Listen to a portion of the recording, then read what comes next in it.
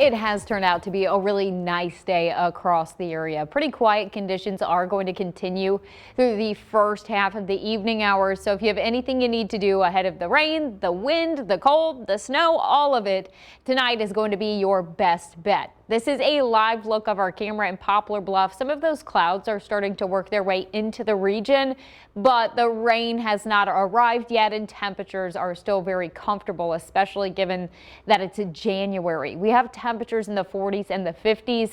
Paducah reporting 50 degrees along with Sykeston and Poplar Bluff. Carbondale also at 50 degrees. Mount Vernon right now at 46. Now we start to see some changes tonight. Your threat tracker bar is going to jump up as we head through the overnight hours because we are tracking widespread rainfall, that chance for thunderstorms, and then very windy conditions as we head tonight and into your Friday. After we get through tonight and into Friday, we see our next system make its way in Sunday into Monday, and we will be tracking a chance for some accumulating snowfall and, of course, still keeping a very close eye on the dangerously cold conditions making their way in. So a lot going on in a very short period of time.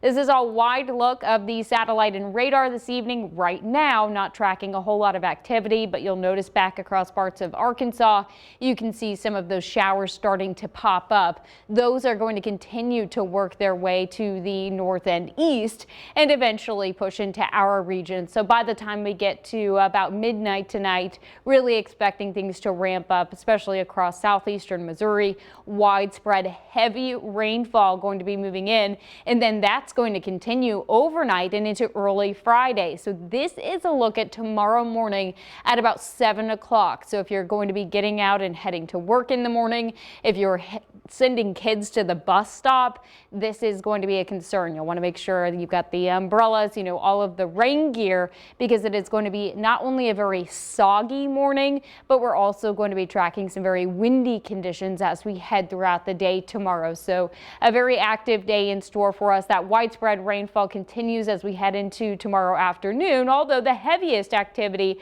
was during the morning hours, so lightens up a bit as we head into the afternoon, and then we'll see it completely move out by the time we get into Friday evening.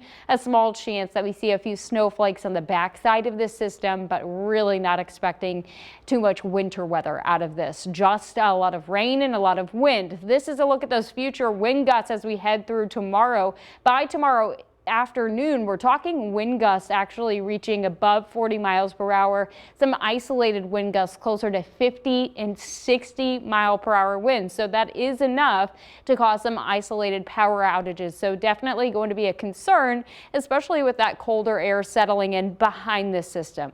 This is a look at those wind alerts. Again, all of the tan boxes back across southern Illinois and into southeast Missouri, down into northwest Tennessee. That is a wind advisory. The bright gold boxes through western Kentucky and into parts of southern Illinois, that is a high wind warning. That's where we could see some of those higher wind gusts running closer to 60 miles per hour. So keep that Storm Track 3 app around. You can track all of this right there on your phone.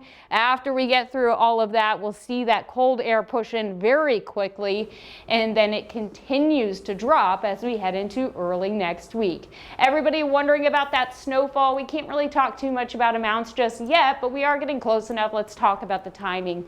We will see that chance for some snow working its way in Sunday afternoon, sticks around as we head Sunday evening and through the overnight hours. It looks like the heaviest bands, though, could stay just to our south, and then we'll see this system start to wrap up as we head through early Monday morning. So again, keeping a close eye on that for amounts, but the bigger factor is really going to be those cold temperatures down into the single digits. There's just a whole lot there to digest. Yeah, so There's much. a lot going on over the next few days. I don't know if there's not anything that we haven't hit. I know. We'll just check it all off. Yeah. All right. Thanks, Jacie.